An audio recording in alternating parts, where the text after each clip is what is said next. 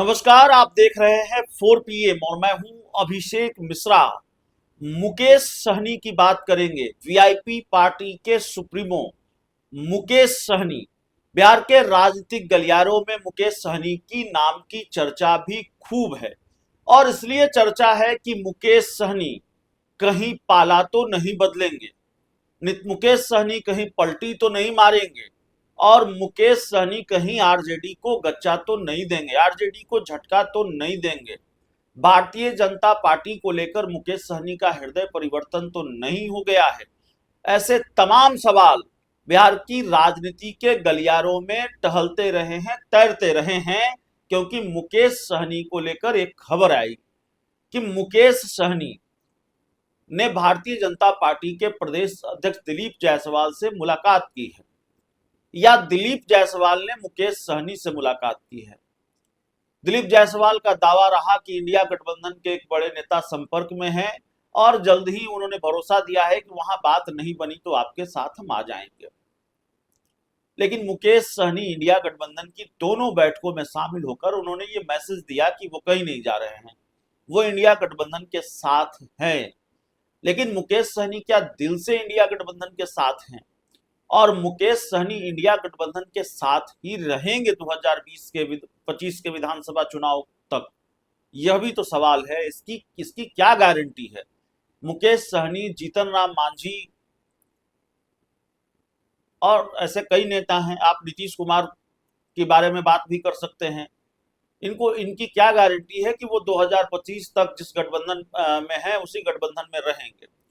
तो मुकेश सहनी को लेकर सवाल था कि छोड़ रहे हैं या तेजस्वी के साथ बने रहेंगे। तो इंडिया गठबंधन की बैठकों में शामिल होकर मुकेश सहनी ने मैसेज दिया कि वो बने रहेंगे, वो तेजस्वी यादव के साथ ही रहेंगे। मुकेश सहनी तेजस्वी यादव के साथ ही रहेंगे, इस बात की गारंटी तो उन्होंने बैठक में शामिल होकर दी। इंडिया गठबंधन की दोनों ही बैठकों में वो शामिल हुए। लेकिन अब मुकेश सहनी का एक बड़ा बयान भी सामने आया है। मुकेश सहनी ने एक बड़ी बात भी कही है। मुकेश सहनी ने एक तरह से ये मैसेज दे दिया है कि वो भारतीय जनता पार्टी की चाल में नहीं फंसने वाले। लेकिन दिक्कत यह है कि मुकेश सहनी 60 विधानसभा सीटों से नीचे आने को भी तैयार नहीं है। 60 विधानसभा सीटों से वो कंपर मानने को तैयार नहीं है। मुकेश सहनी ने अपनी पार्टी की राष्ट्रीय कार्यकारिणी की बैठक बुलाई और पार्टी की राष्ट्रीय कार्यकारिणी की बैठक में उन्होंने ऐलान कर दिया बैठक के बाद कि हमारी पार्टी 60 विधानसभा सीटों पर चुनाव लड़ेगी और बाकी सीटें हम सहयोगी दलों के लिए छोड़ेंगे। ये ऐलान बिल्कुल वैसा ही था जैसे इंडिया गठबंधन की सबसे बड़ी पार्टी वीआईपी पार्टी हो, मुकेश सहनी इंडिया गठबंधन के सबसे बड़े नेता हों और इंडिया गठबंधन में दूसरे सहयोगी दलों को सीटें बांटना, सीटें देना उन्हीं के अधिकार क्षेत्र में आता हो, जो कि वो कह रहे हों कि भाई इतनी सीटों पर हमारी पार्टी लड़ेगी, बाकी सीटें हम दूसरे सहयोगी दलों के लिए छोड़ेंगे। तो जाहिर तौर पर मुकेश सहनी ने 60 सीटों का ऐलान कर दिया है और अब बीजेपी के साथ जाने को लेकर एक बार फिर उनका बयान आया है और 60 सीटों को लेकर भी बयान आया है। मुकेश सहनी ने कहा है, रोहतास के डेहरी में मुकेश सहनी ने कहा है कि सरकार बनाओ अधिकार पाओ कार्यक्रम में भाजपा पर उन्होंने निशाना साधा। मुकेश सहनी अलग अलग जिलों में कार्यक्रम कर रहे हैं, अलग अलग जिलों का दौरा कर रहे हैं और जाहिर है हर राजनीतिक दल इस तरह से कार्यक्रम कर रहा है। चुनावी साल है और चुनाव में बहुत कम वक्त बचा हुआ है, तो जाहिर तौर पर मुकेश सहनी भी उस तैयारी में लगे हुए हैं। तो मुकेश सहनी ने कहा है, मुकेश सहनी सरकार बनाओ अधिकार पाओ कार्यक्रम के तहत वीआईपी पार्टी के अपनी पार्टी के कार्यक्रम के तहत रोहतास के डेहरी पहुंचे थे और डेहरी में उन्होंने कहा कि भारतीय जनता पार्टी छोटी पार्टियों को खत्म करना चाहती है और उनकी पार्टी एनडीए में नहीं जाएगी। और मुकेश सहनी ने कुछ भी गलत नहीं कहा। ये भारतीय जनता पार्टी के राष्ट्रीय अध्यक्ष जेपी नड्डा कई बार कह चुके हैं कि छोटी पार्टियों का अस्तित्व समाप्त हो जाएगा, छोटी पार्टियों को खत्म होना होगा। मुकेश सहनी ने कहा है साफ तौर पर कि वो एनडीए में नहीं जा रहे हैं, उनकी पार्टी एनडीए के साथ नहीं जाएगी। उन्होंने कहा कि भारतीय जनता पार्टी गरीबों की पार्टी को बर्दाश्त नहीं कर पा रही है। लेकिन भाजपा जानती है मुकेश सहनी के बिना वे हार जाएंगे, इसलिए वे वीआईपी पार्टी को अपने साथ लाना चाहते हैं। लेकिन वीआईपी पार्टी ऐसा कभी नहीं करेगी। भाजपा ने ही वीआईपी पार्टी को बर्बाद करने की कोशिश की। 60 सीटों से कम पर भी वो मानने को तैयार नहीं है। 60 सीटों को लेकर भी उन्होंने कहा कि पार्टी बिहार में 60 विधानसभा सीटों पर चुनाव लड़ना चाहती है। साथ ही वे उप मुख्यमंत्री का पद भी चाहते हैं। महागठबंधन की बैठक में इस बारे में और बात होगी। रोहतास कार्यक्रम में रोहतास के अलावा बक्सर, कैमूर, गया और औरंगाबाद जिलों के कार्यकर्ता भी शामिल हुए थे।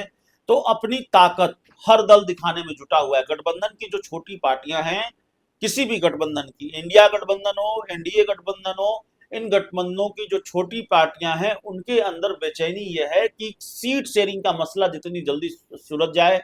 जो बड़ी पार्टियां हैं वो चाहती हैं कि इसको जितना लंबा खींचा जाए और आखिरी वक्त में इस मामले को ले जाया जाए, ताकि जो छोटी पार्टियां हैं उनकी बार्गेनिंग पावर कमजोर रहे।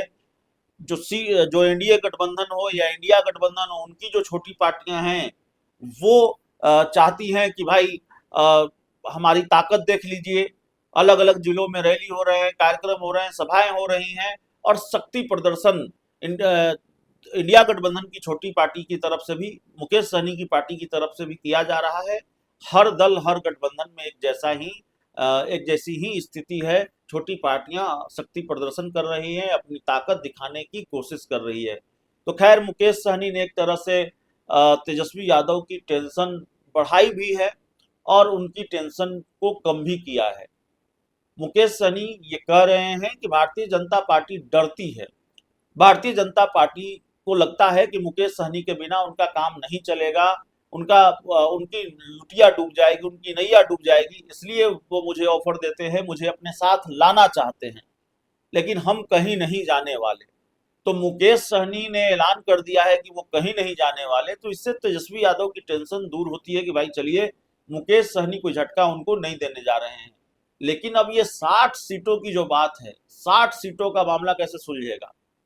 60 सीटें मांग रहे हैं मुकेश सहनी, तो कितनी सीटों पर उनको मनाया जाएगा? 60 नहीं लड़ेंगे तो 50 लड़ेंगे कि 40 लड़ेंगे?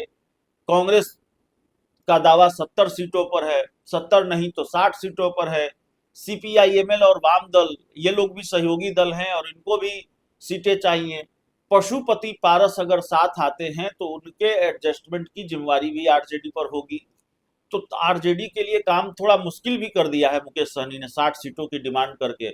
डिप्टी सीएम का पद भी मांग रहे हैं, तो डिप्टी सीएम का पद देने में मुझे नहीं लगता कि तेजस्वी यादव को कोई दिक्कत होगी। वो खुद ही ऐलान कर चुके हैं कि अगर सरकार बनेगी इंडिया गठबंधन की बिहार में, तो मुकेश सहनी को बड़ी जिम्मेवारी दी जाएगी। तो बड़ी जिम्मेवारी का मतलब डिप्टी सीएम, उसके अगर मायने निकाले तो ये बात समझ में आती है।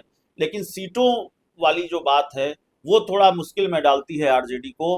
मुकेश सहनी की जो 60 सीटों की डिमांड है, उससे तेजस्वी यादव की थोड़ी टेंशन बढ़ती है।